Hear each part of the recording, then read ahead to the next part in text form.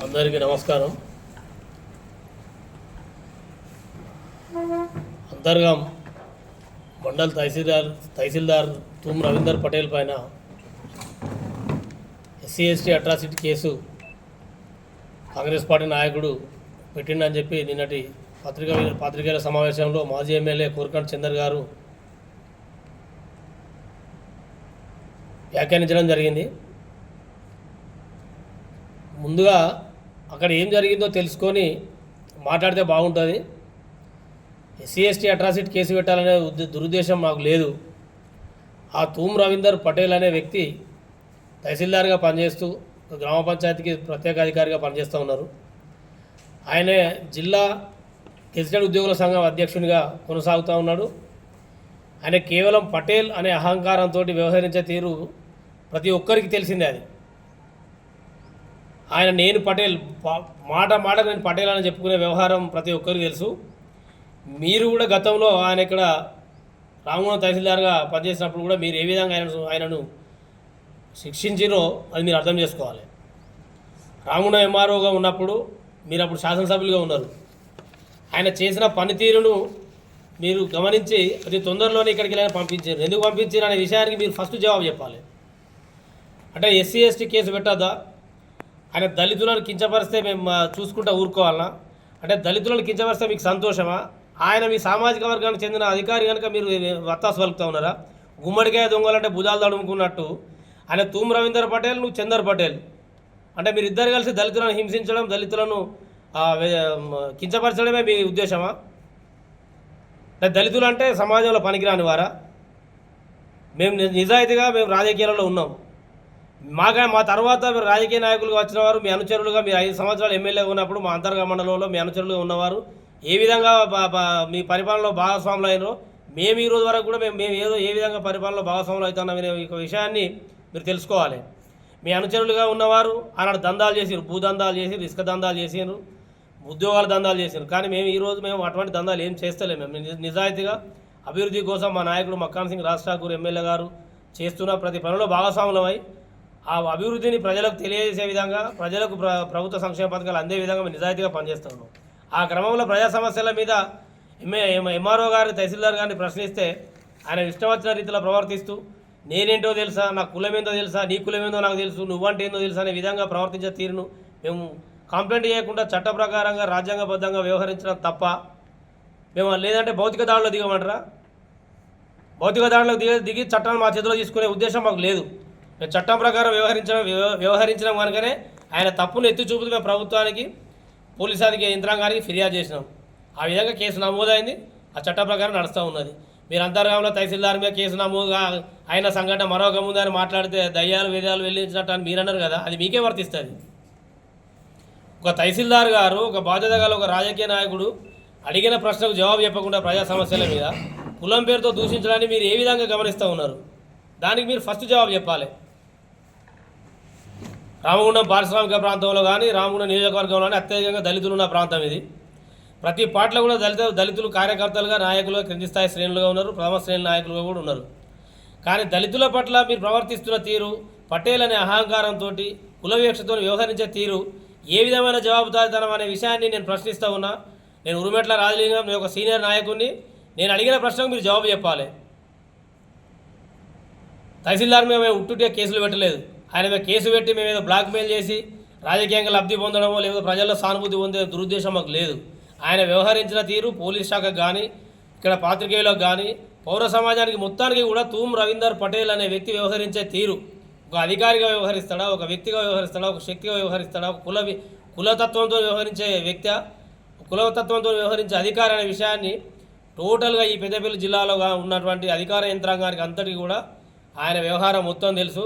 ఆ విషయంలో మీరు దళితులకు క్షమాపణ చెప్పాలని చెప్పేసి ఈ సందర్భంగా నేను కోరకంటి చందర్ గారిని డిమాండ్ చేస్తూ ఉన్నాను. అన్నలందరికీ ముందుగా హృదయపూర్వకంగా కాంగ్రెస్ పార్టీ BCL పక్షాన నమస్కారాలు తెలియజేస్తూ ఉన్నాం. నిన్న ఈ గోదావరిఖని ప్రెస్ క్లబ్లో మాజీ శాసనసభ్యులు BRS జిల్లా అధ్యక్షునిగా వ్యవహరిస్తున్న కోరకంటి చందర్ RFCL ఉద్యోగాల విషయంలో వాళ్ళందరూ బలి అయినటువంటి ఆత్మహత్యలకు పాల్పడి ఆయన బాధితులుగా ఉన్న వాళ్ళందరూ కూడా ముద్దుగా కోరకంటిని 420 చందర్ అని పిలుస్తారట. చాలా గతంలో సోషల్ మీడియాలో ప్రచారం జరిగింది. మరి ఆయన కోరుకంట అనాలా 420 అనాలా అర్థం కాని పరిస్థితి. మేము కాంగ్రెస్ పార్టీ బీసీసీఎల్ పక్షాన మేము మిమ్మల్ని ప్రశ్నిస్తూ ఉన్నాం. ప్రభుత్వ అధికారుల మీద మీకు నిజంగా ప్రేమ ఉన్నట్టుగా నిన్న మీరు దయ్యాలు వేదాలు వల్లించారని మాట్లాడుతూ ఉన్నారు. నిజంగా ఆర్ఎఫ్సిఎల్ ఉద్యోగాల విషయంలో అనేక మంది ఆత్మహత్యలకు పాల్పడ్డ కుటుంబాలందరి పట్ల మీరు దయ్యం. కాంగ్రెస్ పార్టీ నాయకులు కానీ మా శాసనసభ్యులు మా జిల్లా అధ్యక్షులు రాజ్ ఠాకూర్ అన్న గారు ప్రజలకు అందుబాటులో ఉంటూ ప్రజాపాలన కొనసాగిస్తే ప్రజల గుండెల్లో గూడు కట్టుకొని మొత్తం ఎల్లంపల్లి ప్రాజెక్టు గేట్లు ఎత్తితే నీళ్ళు ఎట్లా వస్తాయో ఆ విధంగా 1,20,000 1,30,000 ఓట్లు నమోదితే మెజారిటీగా 90,000 పైచిలకు ఓట్లను సాధించుకొని వాళ్ళ గోదావరిఖని ప్రాంతంలో ప్రజల గుండెలో గూడు కట్టుకున్న ప్రజానాయకుడు రాజ్ ఠాకూర్ అన్న గారు. ఆయన పట్ల కానీ అదేవిధంగా తహసీల్దార్ గారి విషయంలో తర్వాత డిఎంహెచ్ఓ విషయంలో మీరు మాట్లాడుతూ ఉంటే మేము మిమ్మల్ని సూటిగా ప్రశ్నిస్తూ ఉన్నాం. మీ పెంట రాజేష్కు సంబంధించినటువంటి ఫంక్షన్ హాల్ నిబంధనలకు విరుద్ధంగా ఉందని చెప్పి మున్సిపల్ శాఖకు సంబంధించిన అధికారులు వచ్చి వాళ్ళు నోటీసులు ఇచ్చి ఆ ఫంక్షన్ హాల్ తొలగించేటువంటి ప్రయత్నం చేసినప్పుడు మీరు అదేవిధంగా పక్క నియోజకవర్గానికి సంబంధించి అడ్వకేట్ దంపతులు హత్య ఆరోపణలు ఎదుర్కొని రౌడీయిజానికి బ్రాండ్ అంబాసిడర్గా నిలబడ్డ పుట్టమధు పటేల్, కోరకంట్ చందర్ పటేల్ ఇద్దరు వచ్చి మున్సిపల్ శాఖ అధికారులను ఏ విధంగా బెదిరించారో యావత్తు రామగుండం నియోజకవర్గ ప్రజలు జిల్లా ప్రజలు చూసిరు. ఆ విషయాన్ని మర్చిపోలే. ఆ రోజేమో మీకు ప్రభుత్వ అధికారులు దొంగల్లాగా దయ్యాల్లాగా కనబడతారు. మీ విషయానికి వచ్చేసరికి ఒక దళిత బిడ్డ, ఒక మాజీ ఎంపీపీకి సంబంధించినటువంటి కుటుంబానికి చెందిన బిడ్డ, ఆయన తహసీల్దార్ ఉన్నటువంటి రవీందర్ పటేల్ ఒక స్పెషల్ ఆఫీసర్గా మురుమూరు గ్రామానికి ప్రత్యేక అధికారిగా ప్రభుత్వం నియమిస్తే గ్రామసభ నిర్వహించడానికి వచ్చిండు. కాబట్టి గ్రామసభ అంటేనే గ్రామంలో ఉన్నటువంటి సమస్యలను ఆ ప్రత్యేక అధికారికి దృష్టికి తీసుకుపోయేటువంటి ఆ సభలో మా గ్రామంలో ముఖ్యంగా దళిత వాడలలో మోరీలను డ్రైనేజీలను చూడండి అని చెప్పి ఆమె చేతులు జోడించి ఆమె వేడుకుంటే ఎట్లా కనిపిస్తున్నా నీకు సంస్కారం లేదా బుద్ధి ఉందా అని చెప్పి ఇష్టానుసారం మాట్లాడినటువంటి రవీందర్ పటేల్ మీద సవతి తల్లి ప్రేమ చూపించినట్టు కోరకంట్ చందర్ పటేల్ మేము ప్రశ్నిస్తూ ఉన్నాం. మీరు శాసనసభ్యులుగా ఉన్నప్పుడు 5వ నెల 2022వ తారీఖున రామగుండం తహసీల్దార్గా తూము రవీందర్ పటేల్ గారు బాధ్యతలు చేపడితే 6వ నెల 2020లో ఎల్లగొట్టిరు. మీరు 1వ నెల ఆయన పనిచేసింది మీ దగ్గర. ఆయన మళ్ళీ సీసీఐలోకి పోయి ఆ ఉద్యోగుల సంఘాన్ని అడ్డం పెట్టుకొని టీజీఓని అడ్డం పెట్టుకొని సీసీఐల నుంచి మళ్ళీ ప్రత్యేక ఆర్డర్ తెచ్చుకొని 8వ నెల 2020లో మళ్ళీ బాధ్యతలు చేపడితే 9వ నెల 2020లో మళ్ళీ ఎల్లగొట్టారు మీరు. మరి ఎందుకు మీరు ఆ రోజు ఆయనను బదిలీ చేసిరు? ఆయన చేసినటువంటి తప్పేంది? ఆయన ఏం మాట్లాడిండో బహిరంగ చర్చకు మీరు సిద్ధమా? ఆ రోజు మీరు ఎందుకు ట్రాన్స్ఫర్ చేయాల్సిందో నిరూపించే దమ్ము ధైర్యం మీకు ఉందా? ఇంకో విషయం అడుగుతా ఉన్నాం. మురుమూరులో జరిగినటువంటి సంఘటన విషయంలో, ఎస్సీ ఎస్టీ అట్రాసిటీ విషయంలో, ఉరుమెట్ల రాజలింగం అన్న గారికి సంబంధించిన కుటుంబం విషయంలో జరిగినటువంటి ఘటనకు సంబంధించి మరి 4th ఎస్టేట్గా ఉన్నటువంటి సమాజంలో పెద్దన్న పాత్ర పోషించే మీడియా సాక్షిగా మేమందరం గోదావరిఖని ప్రెస్ క్లబ్ అంటే చైతన్యవంతమైనటువంటి ప్రెస్ రిపోర్టర్లు ఉన్న ప్రాంతం. మరి గోదావరిఖని ప్రెస్ క్లబ్ మొత్తాన్ని కూడా అక్కడికి మురుమూరుకు నిజ నిర్ధారణ కమిటీకి మేము స్వాగతిస్తూ ఉన్నాం. లేదు అంటే అఖిలపక్ష పార్టీని కానీ మీరు అన్ని పార్టీలకు సంబంధించిన నాయకులను పిలువని మేము స్వాగతిస్తూ ఉన్నాం. నీకు దమ్ముంటే నువ్వు కూడా రా. మీ రవీందర్ పటేల్ అక్కడ ఏం మాట్లాడిండో క్షేత్రస్థాయిలో విచారణ చేసి మాట్లాడు. డిఎంహెచ్ఓ మీద నీకు మస్తు ప్రేమ ఉన్నట్టు మాట్లాడుతున్నావు. డిఎంహెచ్ఓ గారు ఆ హాస్పిటల్కి వెళ్ళి అక్కడ రిసెప్షన్లో ఉన్నటువంటి ఎవరైతే ఒక దళిత సోదరునికి సంబంధించినటువంటి వ్యక్తిని గల్లబట్టుకొని లాక్కపోయేటువంటి సీసీటీవీ ఫుటేజ్ని మీరు ఒకసారి దయచేసి మీడియా మిత్రులు అదేవిధంగా ఈ రామగుండం నియోజకవర్గ ప్రజలు కూడా చూడాలని చెప్పి కోరుతా ఉన్నాం. మేము డిఎంహెచ్ఓకు వ్యతిరేకం కాదు.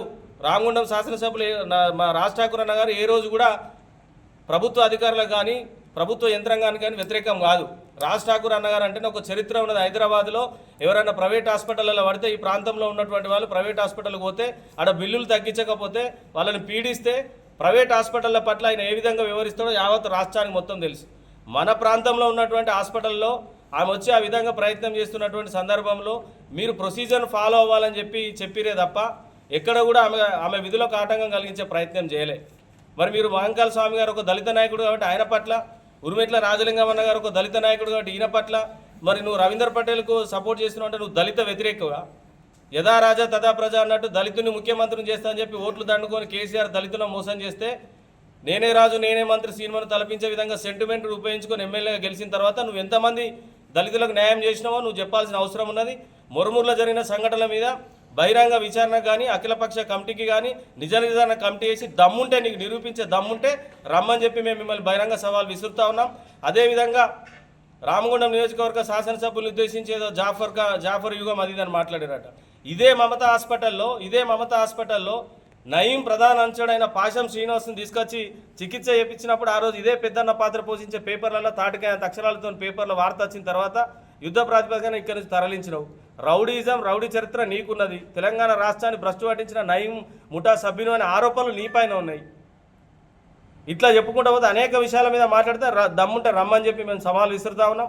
అదేవిధంగా ఇప్పుడు మమతా హాస్పిటల్కి సంబంధించి డాక్టర్ రాజశేఖర రెడ్డి గారు కోవిడ్ టైంలో కానీ కరోనా సమయంలో ఏ విధంగా ప్రజలకు